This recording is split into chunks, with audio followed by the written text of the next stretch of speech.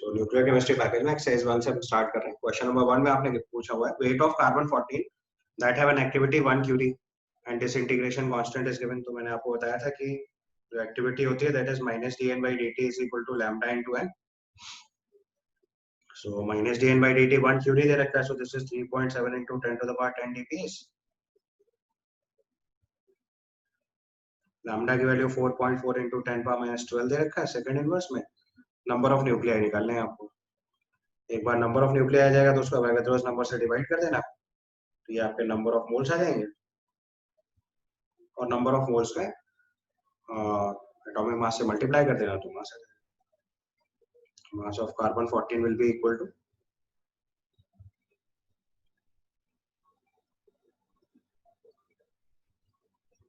n/Na into 14 grams।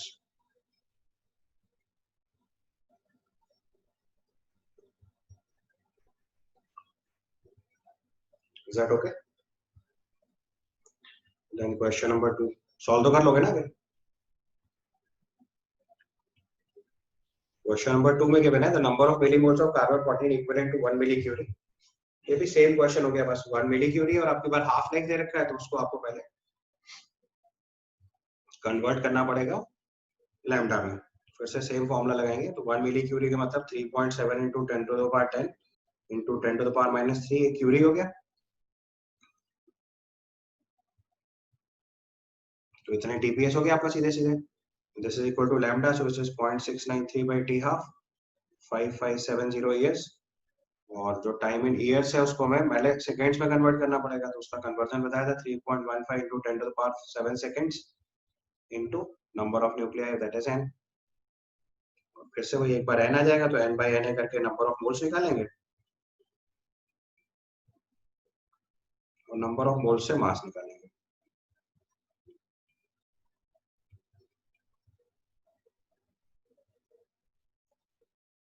ठीक है, clear.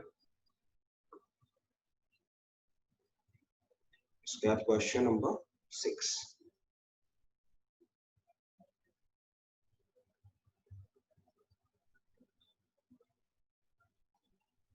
Question number 6, it is given two radioactive elements X and Y have half-life 50 and 100 minutes respectively. Initially, sample of both the elements have the same number of atoms. The ratio of remaining number of atoms of X and Y after 200 minutes. तो आपके पास देखिए दो substance है X and Y। तो इसकी half life आपको 50 दे रखी है, इसकी हाफ लाइफ 100 मिनट्स दे रखी है। तो 200 मिनट्स का मतलब हो गया पहले वाले के लिए 4 हाफ लाइफ हो गई। 50 मिनट बाद हाफ होगा, 100 मिनट बाद 1/4 हो जाएगा, 150 मिनट बाद 1/8 हो जाएगा और 200 मिनट बाद 1/16 हो जाएगा ये।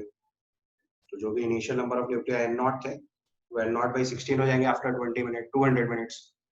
जबकि दूसरे वाले के लिए 100 मिनट्स हाफ लाइफ है, तो 100 मिनट बाद हाफ होगा और 200 मिनट बाद 1/4 हो जाएगा, ये n0/4 हो जाएगा। इनिशियल नंबर ऑफ न्यूक्लियाई दोनों का सेम दे रखा है, तो उसने बाद में पूछा ratio of remaining number of nuclei of x and y after 200 minutes.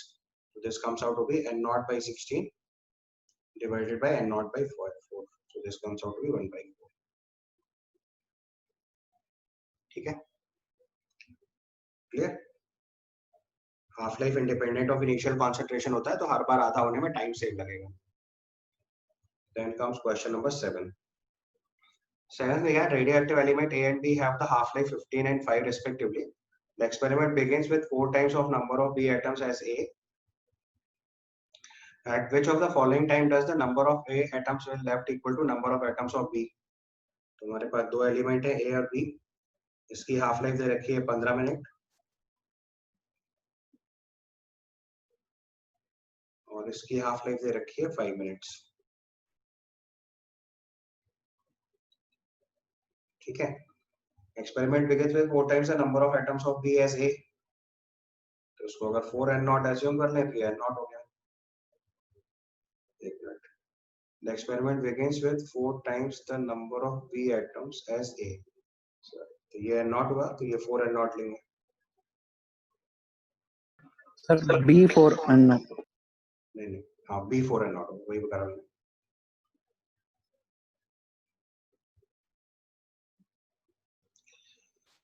उसके बाद उसने बोला कितने टाइम बाद दोनों के इक्वल हो जाएंगे, ठीक है। तो अगर हम 5 मिनट बाद 15 मिनट का टाइम अप्लाई करें तो ये n0/2 हो जाएगा, और ये वाली वैल्यू जो 4n0 है, ये 5 मिनट बाद 2n0 होगा, 10 मिनट बाद n0 होगा, और 15 मिनट बाद n0/2 हो जाएगा। 15 मिनट बाद देखो दोनों इक्वल हो गए, ऑब्जर्वेशन से ही पता चल जाएगा 15 मिनट्स।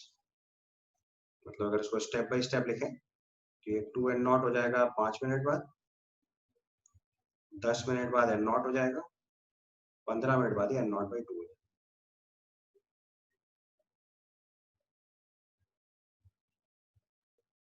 ठीक है,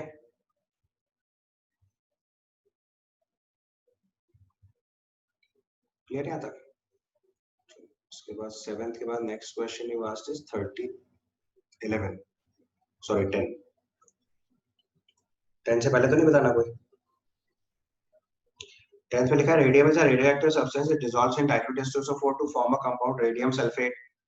तो देखो जो केमिकल रिएक्शन होती है वो वैलेंस शेल इलेक्ट्रॉन की वजह से होती है, और जो न्यूक्लियर रिएक्शन होती है वो किसी वजह से होती है, न्यूक्लियस की वजह से। तो उसका मतलब केमिकल रिएक्शन का न्यूक्लियर रिएक्शन में और न्यूक्लियर रिएक्शन का केमिकल रिएक्शन पे कोई इफेक्ट नहीं होता। तो आप लोगों ने ऑर्गेनिक में ऐसा बहुत बार किया होगा, कार्बन 14 आइसोटोप लगाते हैं तो केमिकल रिएक्शन में कार्बन 14 आइसोटोप पे कोई चेंज नहीं आता है। वही लॉजिक यहाँ पे भी लग रहा है। तो अगर आपने रेडियम की रिएक्शन H2SO4 से करा के फाइनली रेडियम सल्फेट बना दिया, तो इससे इसकी रेडियो एक्टिविटी में कोई चेंज नहीं आएगा। तो कंपाउंड की जो रेडियो एक्टिविटी है वो वैसे ही होगी जैसे रेडियम की होती है, as radiated as radium content. ठीक है, radioactivity is nuclear process और chemical reaction is through electrons. तो इलेक्ट्रॉन वाला प्रोसेस न्यूक्लियर वाले प्रोसेस को अफेक्ट नहीं करेगा, और न्यूक्लियस वाला प्रोसेस इलेक्ट्रॉन वाले प्रोसेस को अफेक्ट नहीं करेगा। So no change on chemical reaction, so no change in radioactivity after a chemical reaction.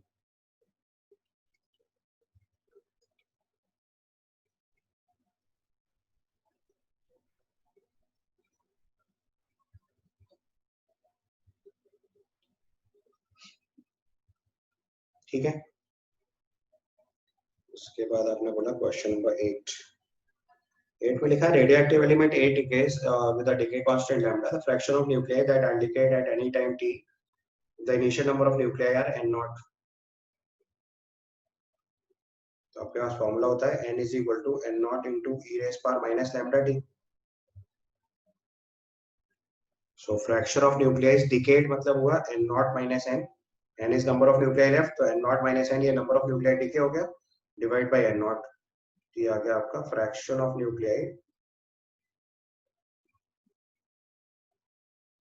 decayed। ये वैल्यू आपको निकालनी है, ये सिंपली आ गया 1/n/n0 which is same as 1 minus e raised power minus lambda t। ठीक, फिर आपने पूछा क्वेश्चन नंबर 11 लिखा radioactive disintegration differs from chemical change is being nuclear process. Radioactive disintegration of chemical reaction में अगर दोनों फर्स्ट ऑर्डर है तो फर्स्ट ऑर्डर है, तो न्यूक्लियर प्रोसेस होता है बस रेडियोएक्टिव डिसइंटीग्रेशन, ये डिफरेंस है। केमिकल रिएक्शन जो है वो इलेक्ट्रॉन या वैलेंस शेल इलेक्ट्रॉन के थ्रू प्रोसेस होती है, न्यूक्लियर रिएक्शन जो है वो रेडियोएक्टिविटी की होता है। ठीक, then you ask question number 17। 12 में पूछा 12 लिखा है for radioactive substances placed in vacuum at 100 degree Celsius the rate of disintegration in comparison to 1 atmospheric pressure no change। आपको बताया था रेडियो एक्टिव डिके टेम्परेचर के साथ, प्रेशर के साथ, इन सब फैक्टर से अफेक्ट ही नहीं होता। so radioactive decay is independent of all this process।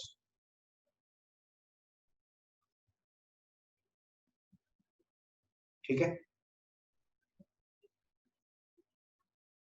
Clear, समझ में आ गई बात यहाँ तक? Next is question number 18. 18 is given a radioactive isotope has initial activity 28 dpm. Its activity is reduced to 14 dpm after half an hour. The initial number of nuclei of the sample। तो अगर activity 28 से 14 हो गया तो उसका मतलब जो time duration है उसकी हाफ लाइफ हो गई। तो इससे आपको पता चल गया पहले टी हाफ की वैल्यू 30 मिनट्स। बस उसके बाद सीधा फॉर्मूला लगा दो, minus D N by D t is equal to lambda into N.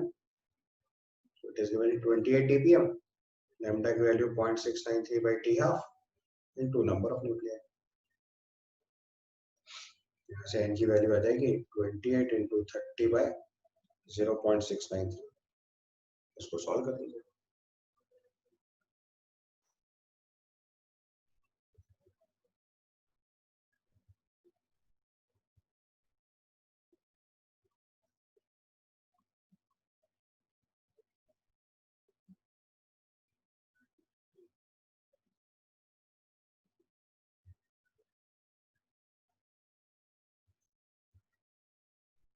ठीक है, ये अप्रोक्सीमेटली 1211 के आसपास है, राइट। 18 के बाद यू आस्क क्वेश्चन नंबर 22। 22 देखो, 22 में दिया है N not is the initial number of nuclei remaining undecayed at the end of nth half life. तो हर एक हाफ लाइफ के बाद हाफ हो जा रहा है वैल्यू। तो दो रास्ते हैं, अगर आप t की वैल्यू लिखेंगे n टाइम्स t हाफ, ऐसे लिख लो।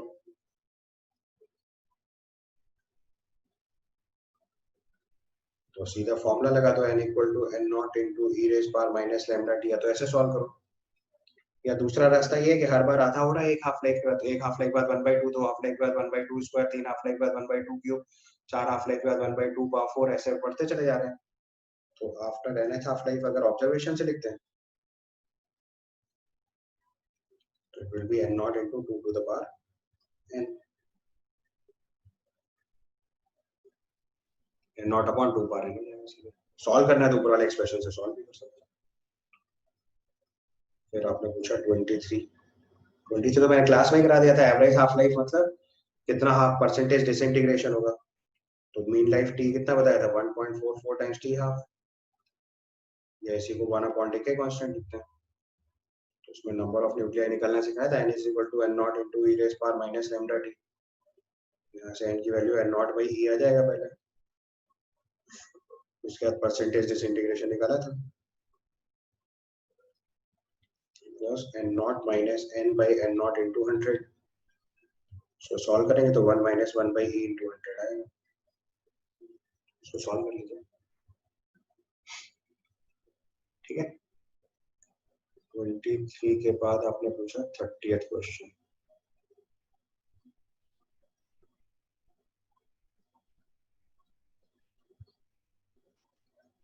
क्वेश्चन नंबर 30 पहले तो नहीं पूछना कोई क्वेश्चन।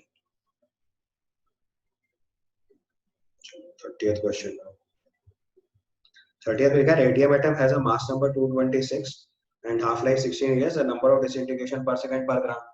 तो डायरेक्ट सवाल आपको बताया था रेडियम की स्पेसिफिक एक्टिविटी कितनी होती है, 1 क्यूरी, 3.7 into 10 पावर 10। डायरेक्ट इसमें कुछ सॉल्व ही नहीं करना है। डिसइंटीग्रेशन पर सेकंड पर ग्राम मतलब स्पेसिफिक एक्टिविटी,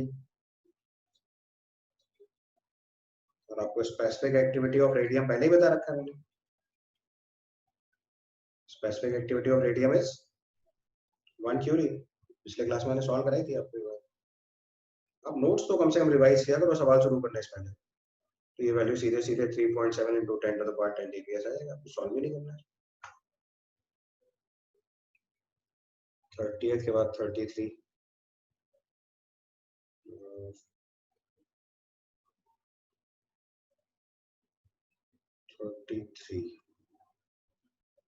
33 में लिखा है 1 mole of A is present in a closed vessel undergoes a decay as this.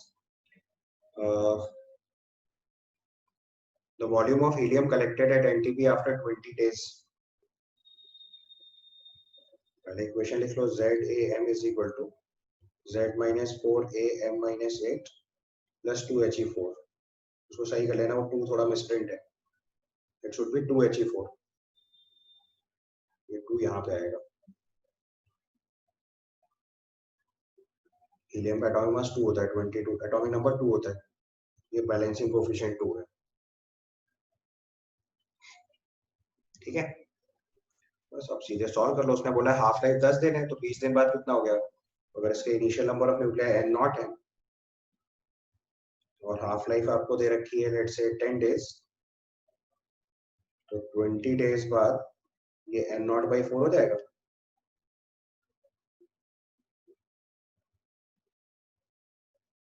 यानी कि अगर 1 मोल था तो 1/4 मोल हो जाएगा, तो हीलियम कितना बनेगा 3/2 मोल्स, क्योंकि इसके 1 मोल से इसका 2 मोल बन रहा है, तो अगर इसका 3/4 कंज्यूम हुआ है तो हीलियम कितना बनेगा 3/2 मोल। एक बार ये मोल आ गया तो उसका वॉल्यूम निकाल देना, वॉल्यूम आ जाएगा 3/2 into 22.4 litres.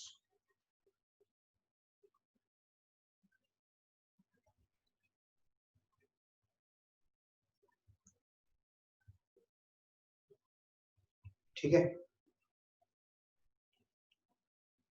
Now it is 36।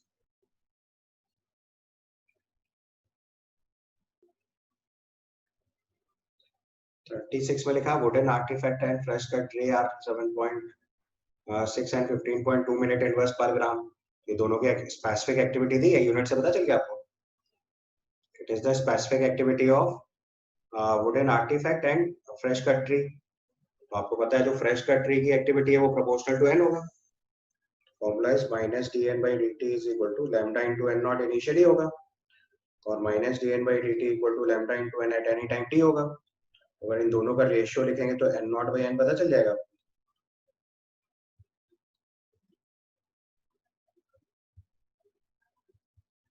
तो उसकी हाफ लाइफ कितनी आ जाएगी, अगर n0/n 2 है तो हाफ लाइफ के बराबर का टाइम हो गया, तो t की वैल्यू सीधे सीधे t हाफ आ जाएगी। कुछ सॉल्व ही नहीं करना इसमें, एक्टिविटी आधा होने में कितना टाइम लगेगा, एक हाफ लाइफ। बाकी सॉल्व करना है तो पूरी कैलकुलेशन लिख सकते हो वैसे, lambda equal to 2.303/t log of n0/n, lambda की जगह 0.693/t हाफ, 2.303/t log 2। यहाँ से भी सॉल्व करके t की वैल्यू 5670 है। बट आपको याद रखना है फर्स्ट ऑर्डर काइनेटिक्स या रेडियोएक्टिव डिके में half life independent of initial concentration होता है। तो एक बार एक्टिविटी अगर हाफ होगी तो हाफ लाइफ के बराबर ही टाइम होगा, तो इसमें कैलकुलेशन नहीं करते, इसका ऑब्जर्वेशन से ही आंसर लिखते। ठीक है, इसके बाद आपने बोला 31 वाला बता दीजिए। 31 में लिखा हुआ है the half life period of 4 isotopes are given, which isotope has most stability. तो इसकी हाफ लाइफ सबसे ज्यादा होगी, वो बहुत देर तक डिके नहीं करेगा, रेट ऑफ डिके जो है हाफ लाइफ के साथ चलेगा। Rate of disintegration is minus dn/dt equal to lambda into n, और लैम्डा की जगह 0.693/t हाफ लिखेंगे, तो जिसकी हाफ लाइफ ज्यादा होगी उसका डिके कांस्टेंट कम हो गया। और question number 31 decay constant is 0.693/t half, जिसकी हाफ लाइफ ज्यादा होगी उसका डिके कांस्टेंट कम हो जाएगा, डिके कांस्टेंट कम हो जाएगा तो स्टेबिलिटी ज्यादा होगी। t half more implies decay constant smaller, और जितना कम डिके कांस्टेंट होगा उसका मतलब उतना न्यूक्लियस स्टेबल है, बहुत धीरे धीरे डिके कर रहा है। ठीक है, इसके बाद क्वेश्चन नंबर 39 लिखा 1 gram of mass is equal to, उसकी एनर्जी निकाल लो, तो सीधा क्वेश्चन। मास को एनर्जी में कन्वर्ट करते हैं तो कैसे करते हैं, आइंस्टाइन इक्वेशन से, E is equal to mc square. तो मास दे रखा है 1 ग्राम, 1 into 10 to the power minus 3 kg हो गया, और speed of light is 3 into 10 to the power 8 metre per second square, इतने जूल्स आ जाएगा, बाद में मार्क्स में कन्वर्ट कर देना। ठीक है, 39 के बाद 40 भी नहीं बोला होगा करने के लिए।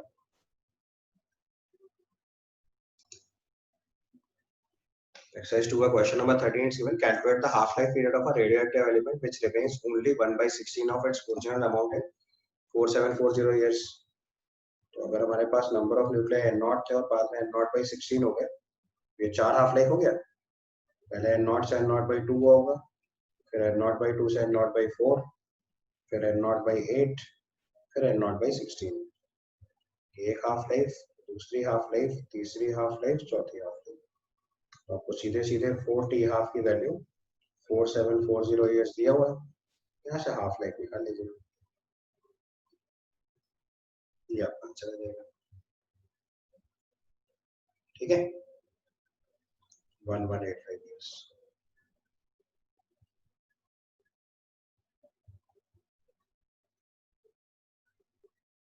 इसके बाद क्वेश्चन नंबर 15 से देखो, that is a good paragraph. 15, 16, 17, 18 ये अच्छा क्वेश्चन, पूरा पहले क्वेश्चन ध्यान से पढ़ो। ये एक्चुअली में एक तरीका है जिससे volume of the blood measure करते हैं। जैसे मैंने आपको कार्बन डेटिंग और रॉड डेटिंग दो एप्लीकेशन सिखाए थे रेडियो एक्टिविटी के। This is also an application. ये हमारे कोर्स में डायरेक्ट तो नहीं है, बट क्वेश्चन के फॉर्म में आ सकता है, इसलिए मैंने आपको क्वेश्चन के फॉर्म में समझा रहा हूँ। सो दिस इज अ टेक्निक जिससे किसी भी पर्सन के अंदर कितना वॉल्यूम ऑफ ब्लड है उसको हम रेडियो एक्टिव एप्लीकेशन से निकाल सकते हैं। This is one of the question of that type. So it's given a small amount of solution containing radioactive nuclide AX was administered into the blood of a patient. The activity of the nuclide is 2 into 10 power 3 dps. If the half-life is 15 hours, after 5 hours, the sample of the blood drawn out from the patient, its activity was 16 dpm per ml. ठीक है, तो आपको initial activity दे रखी है, तो उससे आप initial number of nuclei निकाल लेंगे। तो क्वेश्चन नंबर 15 के आपने देखो, सबसे पहले उसने बोला कि जो इनिशियल नंबर एक्टिविटी है वो 2 into 10 power 3 dps है। So we can write the formula minus dn by dt is equal to lambda into n naught initially, ये value 2 into 10 to the power 3 dps दे रखी है। उसके बाद आपको हाफ लाइफ जो गिवन है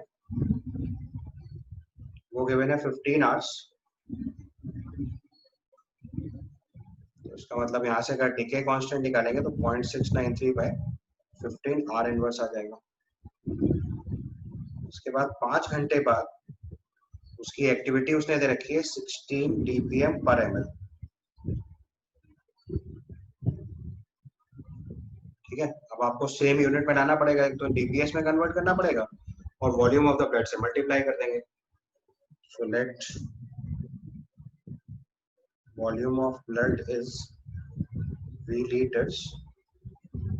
तो जो नई एक्टिविटी आ रही है minus D N by D T equal to lambda into N, ये वैल्यू आ जाएगी 16 into V disintegration per minute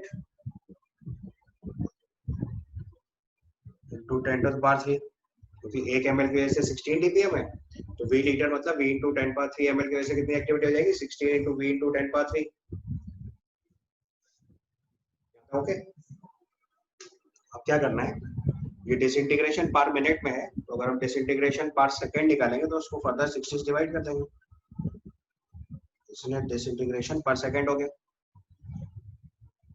तो अब अगर हम फर्स्ट इक्वेशन और सेकंड इक्वेशन का रेशियो ले लें तो उससे आपको n नॉट बाई n पता चल जाएगा। ये आ जाएगा 2 into 10 to the power 3 by 16 by 60 into v into 10 to the power 3. This comes out to be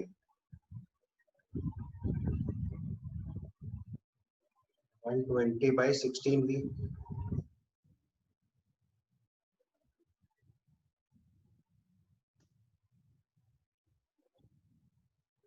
ठीक है, यहाँ तक ओके। बस अब आपको उसने पूछा हुआ है कि आपको निकालना है कि वॉल्यूम ऑफ द ब्लड कितना है, तो बस हम फर्स्ट ऑर्डर काइनेटिक्स लगाएंगे। So first order kinetics is lambda is equal to 2.303 by t into log of n naught by n। decay constant है 0.693 by 15, टाइम दिया हुआ है 5 hours, n naught by n आ गया 120 by 16v। यहाँ से थोड़ा simplify करोगे, ये वैल्यू सॉल्व होके आ जाएगी 0.1 is equal to log of 120 by 16v। और 0.1 की देखो log वैल्यू आपको गिवन है 1.26, उसको रिप्लेस कर दो अगर, तो आ जाएगा 1.26 is equal to 120 by 16v। तो यहाँ से वॉल्यूम आ जाएगा 120 by 16 इंटू 1.26, अप्रोक्सीमेटली 6 लीटर्स के आसपास आंसर आ जाएगा अगर 1.25 मान लें इस वैल्यू को। This value comes out to be approximately 6 litres.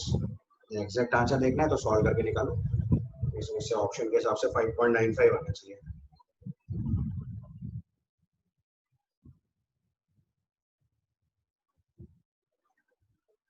Exact solve करोगे तो 1.95 लीटर्स आएगा। अगर 1.25 मान ले तो अप्रोक्सीमेटली 6 लीटर्स वॉल्यूम होगा। यहाँ तक चेक कर लो, कुछ प्रॉब्लम है तो बताओ। क्वेश्चन नंबर 16 के देखो आंसर से आपको पता है कि आंसर टीपीएम पर एमएल में चाहिए हमें। We'll assume that after 10 hours activity is, let's say, x dpm per ml। अब x dpm per ml है तो उसका मतलब इसको भी अगर हम लोग लिखेंगे minus D N by D T, तो लैम्डा इंटू एन लगाएंगे, तो this is lambda into N, this is equal to x into V into 10 to the power 3, ये वॉल्यूम ऑफ द ब्लड से मल्टीप्लाई कर दिया डिवाइडेड बाई 60, इतने DPS बन जाएगा। अब बार फिर से n not by n put करोगे तो फिर से नया फॉर्मूला लगा दो, 0.693 by t half is equal to 2.303 by time 10 hours log of n naught by n। n naught अपने को दे रखा है 2 into 10 power 3 और n की जगह x into volume of blood पहले ही निकाल चुके हैं, 5.95 into 10 to the power 3 into 60। तो यहाँ से x वेरिएबल है जो सॉल्व हो गया है, और सॉल्व करके एक बार आंसर वेरीफाई कर लीजिए। इसके बाद क्वेश्चन नंबर 17 देखो।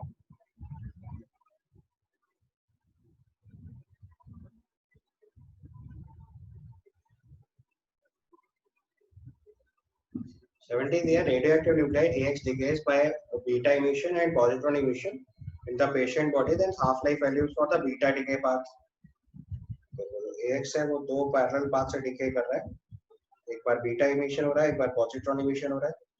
इसका रेशियो 42% दे रखा है और इसका रेशियो 58% दे रखा है। तो अगर इस पाथ का डिके कांस्टेंट लैम्डा 1, इस पाथ के डिके कांस्टेंट लैम्डा 2 मान लें, या इस पाथ की हाफ लाइफ t1 और इस पाथ की हाफ लाइफ t2 अज्यूम कर लें, पहला रिलेशन 0.693 बाई लैम्डा 1 जो है वो t1 के इक्वल आएगा और t2 की वैल्यू 0.693 बाई लैम्डा 2 आ जाएगी। तो आपको फर्स्ट ऑर्डर पैरेलल काइनेटिक्स याद है? ये basically first order parallel kinetics की तरह काम करेगा। फर्स्ट ऑर्डर पैरेलल काइनेटिक्स का जो ओवरऑल डिके कांस्टेंट आएगा वो आएगा lambda equal to lambda 1 plus lambda 2, जो रेशियो आएगा लैम्डा 1 टू लैम्डा 2 वो फॉर्मेशन होता है 42:58। ठीक है, यहाँ से लैम्डा की वैल्यू तो आ जाएगी 0.693 बाई 15 आर इनवर्स। आपको T1 की वैल्यू बतानी है क्योंकि उसने बीटा डिके के लिए प्रोसेस पूछा हुआ है।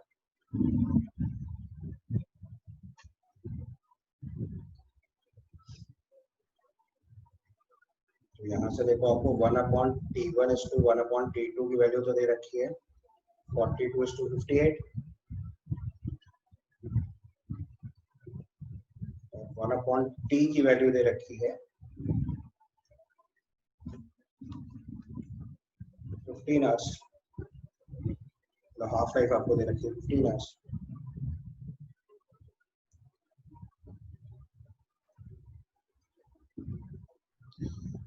तो आपको लैम्डा पता है, लैम्डा 1 is to लैम्डा 2 पता है, तो आप पहले लैम्डा 1 लैम्डा 2 अलग अलग निकाल लो उससे, ठीक है, और हाफ लाइफ निकाल लेंगे।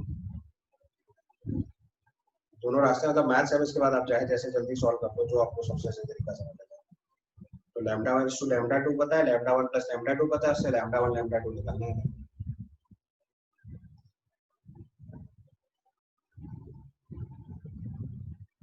एक बार सॉल्व करके बताइए।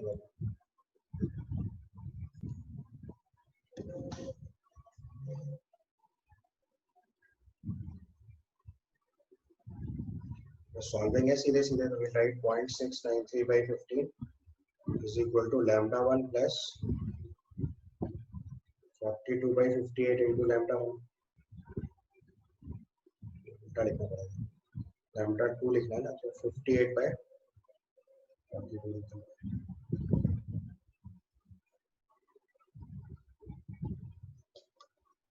यहाँ से lambda 1 निकालेंगे, तो lambda 1 आ जाएगा 0.693 by 15 into 42 by 100।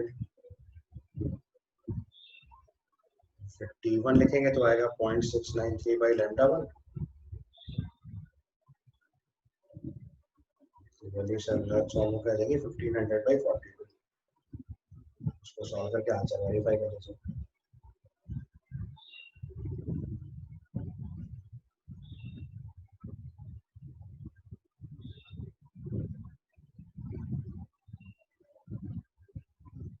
तो 35.72 आवर्स के आसपास आंसर हो जाएगा। ये पार्ट समझ गए?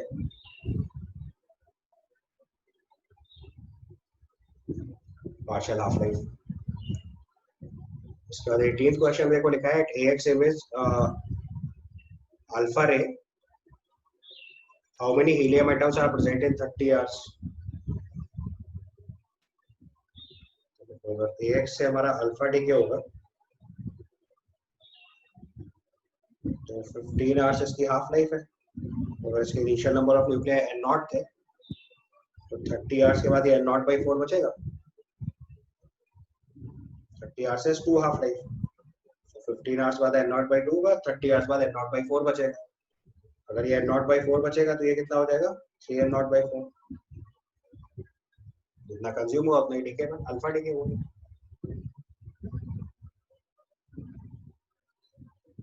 अब आपको N0 निकालना है। N0 निकालने के लिए देखो सबसे पहला इंफॉर्मेशन सिखाया था आपको, -dN/dt equal to lambda into N0 था। दिस इज 2 × 10⁻³ dBs, 0.693/15 आवर्स था। सो सेकंड्स में कन्वर्ट करो, यहाँ से N0 निकलेगा। N0 की वैल्यू आएगी 2 × 10⁻³ × 15 × 3600 डिवाइडेड बाय 0.693। यहाँ से नंबर ऑफ अल्फा लिखना है तो उसका 3/4 कर दो।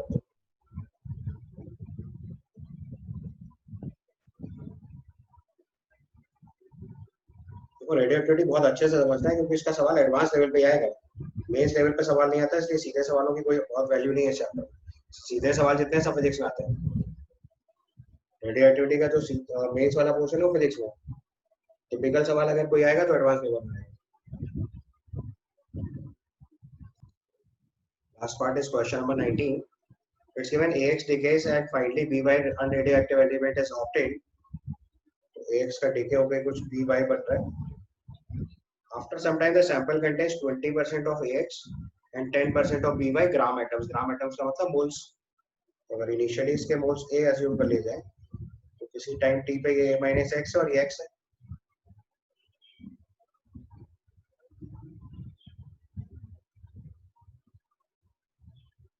ठीक है, अब उसने बोला हुआ कि 20% और 10%। अब टोटल मोल्स कितने हैं वो मुझे नहीं पता क्योंकि इसके अलावा भी बहुत सारे सब्सटेंसेस बने होंगे, बट ये सर्टेन है कि A-x/x का जो रेशियो होगा वो 20/10 आएगा। यहाँ से अगर हम x की वैल्यू निकालेंगे तो that comes out to be A/3। उसका मतलब जो AX के इनिशियल मोल है वो A है और t = t पे 2A/3 है। तो आपको उसका टाइम निकालना है। टाइम निकालने का तरीका lambda equal to 2.303/t log of N0/n। Initial और फाइनल मोल्स का रेशियो लिखना है बस। This is 0.693/t half 2.303/t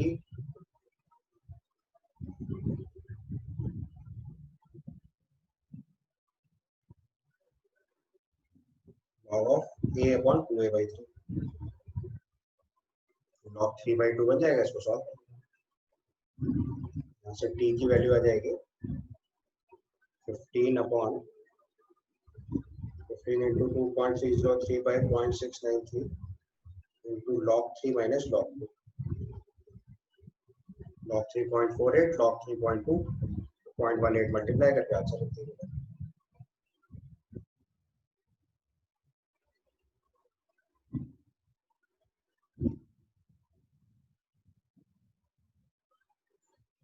लगभग 9 आवर्स के आसपास आंसर आ जाएगा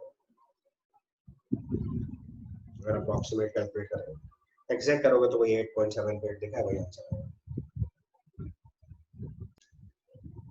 क्वेश्चन नंबर 20 देखिए। क्वेश्चन नंबर 20 पूछा which of the following ratio can not be used to determine the age of the rock. तो देखो इसमें कॉन्सेप्ट ये है कि यूरेनियम का जो स्टार्टिंग सब्सटेंस है वो अगर फाइनल प्रोडक्ट में कन्वर्ट ही नहीं होगा तो उस रेशियो से आप एज ऑफ रॉक नहीं प्रेडिक्ट कर सकते। ऊपर देखो सारे कॉम्बिनेशंस दिए, उनसे वेरीफाई कर लो बस। यूरेनियम 235 डिके होके बनता है 207 लेड, तो उसका भी आंसर हो गया। देखो बोला हुआ है कि जब यूरेनियम 235 डिके करेगा तो लेड 207 बनेगा। अब यहाँ पे अगर ये रेशियो निकालेंगे तो 207 मिलेगा ही नहीं आपको, इसमें 207 मिलेगा तो 206 मिलेगा ही नहीं, इस रेशियो से सॉल्व नहीं होगा। अगले वाले में दे रखा है, देखो थोरियम से 208 बन रहा है, तो थोरियम 208 से ये तो बन जाएगा। इसके बाद 235 से 207 बन रहा है, ये भी वेरीफाई हो रहा है, और 238 से 206 बनता है, वो भी वेरीफाई हो रहा है। एक ही कॉम्बिनेशन है जो डिसइंटीग्रेशन से बनेगा नहीं, ये कॉम्बिनेशन जब बनेगा ही नहीं तो इससे आप कभी निकाल ही नहीं सकते। तो एक्चुअली रेडियो एक्टिव डिसइंटीग्रेशन होना चाहिए। तो 238 से लेड 206 बनता है, उससे आप निकाल सकते हो। 235 से डिके होने के बाद लेड 207 बनता है, इससे आप निकाल सकते हो। और 232 थोरियम से लेड 208 बनता है, इससे भी निकाल सकते हो। यूरेनियम 235 से रिएक्शन में लेड 206 बनेगा ही नहीं, तो बनेगा ही नहीं तो इससे रेडियो एक्टिव डिसइंटीग्रेशन से आप रिजल्ट नहीं निकाल पाओगे। समझ आ गया कॉन्सेप्ट? ये फॉर्म ही नहीं होता, यही आंसर हो जाएगा। इसके बाद आपने पूछा 24।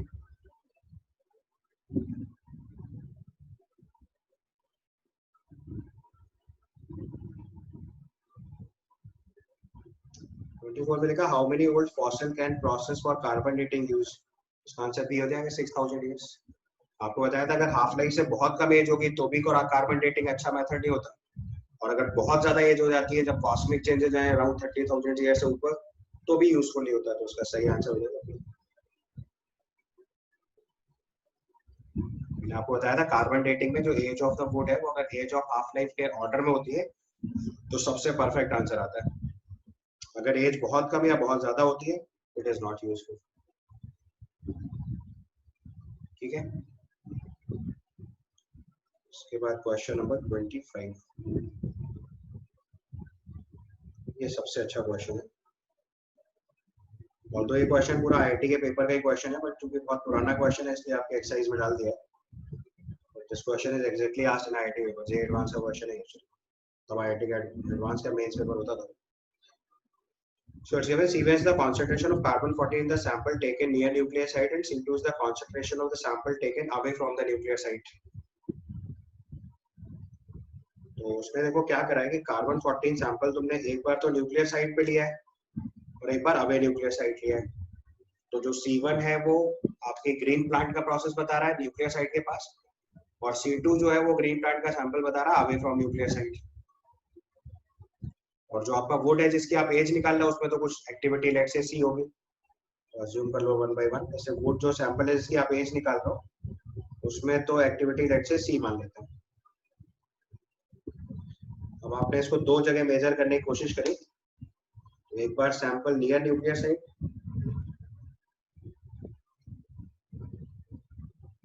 और एक बार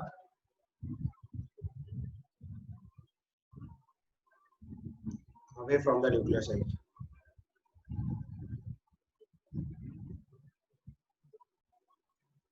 यहाँ पे C1 है और यहाँ पे C2 है, तो अगर वुड की एज हम इस वाले प्रोसेस से निकाल रहे होंगे तो let's say T1 is equal to 2.1 upon lambda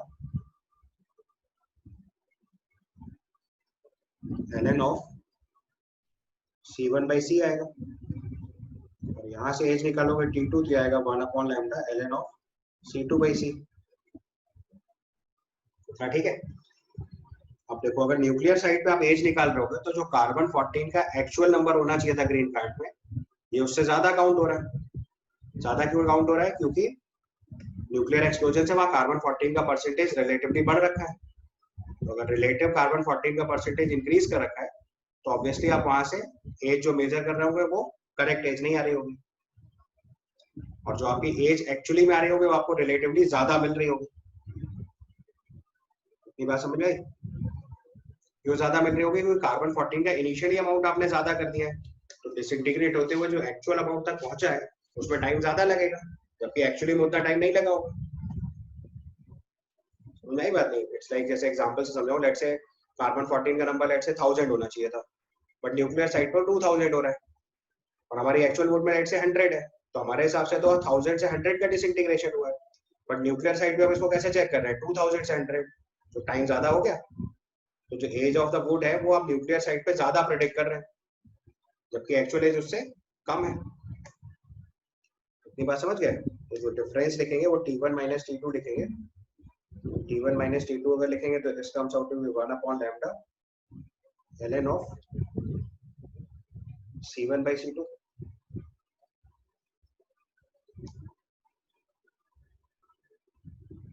जो न्यूक्लियर साइड पे आप एज है वो ज्यादा प्रेडिक्ट कर रहे हो, so there is increase in the age of the sample at the nuclear site।